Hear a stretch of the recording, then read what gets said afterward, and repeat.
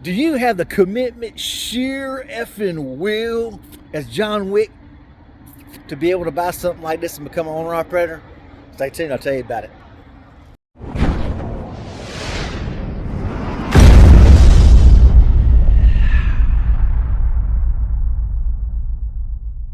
Alright, y'all, before we get this video started, y'all make sure y'all smash that freaking like button. If you're not already subscribed, hit the subscribe. You can always unsubscribe later if you don't like it.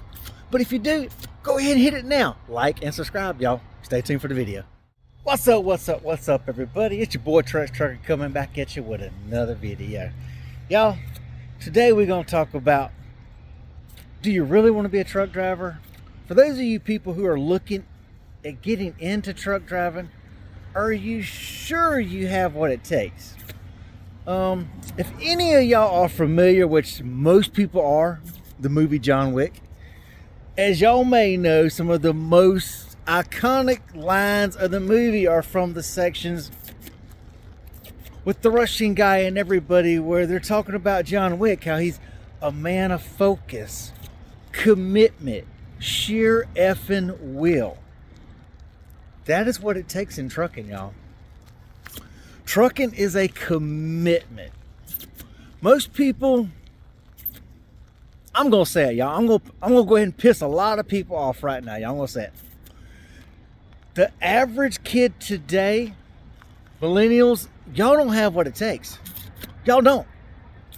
The average person, they've grown up with this entitlement generation that thinks everything should be handed to them.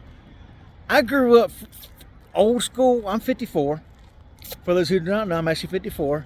I grew up old school, working with our grandfather every weekend to make money so we could go skating, to the movies, do extra things like that, buy a pair of on my dime. Not on mom and daddy's money, because my mom didn't have a lot of money. Single mom growing up. So we had to work to get what we wanted. So we grew up, started from 5th grade, working with our grandfather every weekend. Like 5th and 6th grade, we're up on roofs laying shingles. Freaking 6th grade, we're up in attics pulling electrical wires with our grandfather, these little old widows of the church. We were raised and brought up in the ethic of work. Hard work, work. McDonald's, my senior year, I bought a brand new car on $3.35 an hour, because while everybody else chose to take off, I gotta go off. I can't work tonight. I gotta go to the football game. Oh, there's a baseball game. I gotta go to the baseball game. Oh, there's a homecoming dance. There's a prom. Guess what? I worked while everybody else took off, because I worked every hour as I could. But in turn, I bought a brand new car my senior year, brand new 1987 Buick Skyhawk, not on mom and daddy's money, because I worked hard for it. The average person today does not want to work. Send me a truck. And in this day and time, trucking is rough. You're away from your family. You're gone all the time. The average average company wants a driver to be out for 3 weeks and then go home for only 3 days. That's your average company now. I'm not going to say they're all. Some are better than others. Some actually want their drivers to get home every weekend. Some want them to be gone like 3 weeks at a time and then only get 3 days. I'm sorry, that doesn't work. 3 days for 3 weeks out, but that is industry standard, y'all. One day for every week out. Your average kids today, they can't handle that kind of commitment. Y'all can't. So it's a whole different ball game. You really have to be committed. And if you're in a relationship, I'm going to tell you now, it's costly. It's costly. I can't tell you how many birthdays, anniversaries, I'm talking anniversaries, everything I've missed. I've missed so much stuff with my kids, it is unreal. I've basically missed, I'm going to say it, I've almost missed everything with my kids and grandkids because I work. I'm one who doesn't take time off, because a lot of companies really don't want you to take much time off. They want you to run their freight. Now, when it's slow, take advantage of the fact when it's slow and try to go home. Hope you're with a company where when it's slow, they're like, go home. Sit home. Which me, I would rather sit my butt at home than sit on the road. Which is why I'm an owner-operator. The majority of your companies that hire and lease on owner-operators, they're non-forced dispatch. So they can't force you to work if you don't want to work. And that is the main reason a lot of people do go contractor, so that when they want to go home, they can go home and they can't tell them, oh, well, you can only stay home for a day, you need to come back out. But me and my brother have been owner-operators since 2006, and we've owned trucks since then. And we like it that way because when we have a doctor's appointment and need to go home, we go home. When there's something that we really need to be home for, we go home for. Holidays, I'll be honest, I'm not one for that. Generally, the only holiday I'm home for is Christmas. I miss Thanksgivings, I miss everything. Now, I was actually home this Thanksgiving because we were dead, didn't have any work. So I was actually home for Thanksgiving. What do we have? Tacos! We got tacos for Thanksgiving, y'all. But get back to the subject at hand. Trucking is a commitment. A lot of drivers, they'll get out there and they won't be able to make it. It's rough on your family because you are away for so many holidays. You're away for children's recitals, children's ball games, everything else in between. You're away from all that. So it's rough. I'll admit, I got divorced after 2 years of driving. But now, granted, there were some issues before, but still, that didn't help. Being gone did not help the situation. So if you're in a real good relationship, you may be able to stand it, but you better test. And if you're in a relationship or married and you're thinking about starting truck driving, sit down and have a serious long talk with your spouse or your girlfriend, boyfriend, husband, whatever. Sit down and really talk about it. Now, if you're going to haul dry van, you may be able to take them with them if y'all don't have kids. If you have kids, somebody's got to stay home and watch the kids. If you don't have any kids and they want to ride with you, get with a company where your spouse can ride with you. But now with tanking, there are very few places that will allow your spouse in the facility.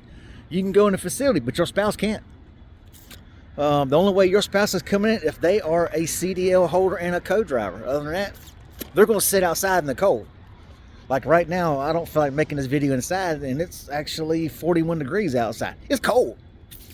And I'm at a facility where I'm going to load at tomorrow. Let me show you. See, this is a part of trucking. I'm parked here. I load in here tomorrow morning at 8 o'clock. But I drove here and parked here. Luckily, you know, it's basically a dead road. It's right there. So I parked here overnight so I can start my clock from here. I don't have to start it from the terminal and then drive, you know, freaking hour plus here. I'm already here. So I can start my clock from here. So depending on what I have left to do tomorrow, I can make it. Because another thing in trucking is learning how to use your clock. You've got to learn how to use your clock and make it work for you. Don't let it work against you, make it work for you. If you can ever park at a customer, sleep at a customer, shipper, receiver, whatever, do it. Do it. Save your clock, because when you start your clock in the morning, it's running. So then when you go and load, it kind of kills it. Like one day, I went in and I loaded. I didn't really pay that much attention, and I was there for like an hour and 30 minutes. Well, then I'm thinking, well, you know what? I'm going to need some time to make it on the other end how I want. And it wasn't the driving time, it was the 14-hour clock I was pushing. So what I do, I stayed there for another 30 minutes, finished that 2 hours, so it paused my 14. I got those 2 hours back. Then it gave me time on my freaking time, because I knew between loading, unload, and tank wash, and then trying to get back, I needed my 14. I needed the 14. So sometimes you have to pay attention to that if you really want to make money in trucking, y'all. So like I say, trucking is a commitment, y'all. If you really want to do it, have a serious talk with your spouse or your boyfriend or girlfriend. If you're, with someone, find out if it's right for you. Trucking can be a good way of living right now in this economy. Is it hard? It's absolutely hard. You would die to see my numbers right now. My numbers are freaking ugly for the year. for the expenses and everything else. I mean, it seems like I've got more outgo than I do income, because like I said, I've got 3 trucks and only 2 of them are running, but I still have payments. So when you have payments and you have something that's sitting, and those monthly bills still come, that truck payment still comes, the insurance still comes whether that truck's running or not. Taxes, everything else, tags, I just had to renew tags, so it's a lot of things. 2290s, which is the highway usage tax, that's $550 a year.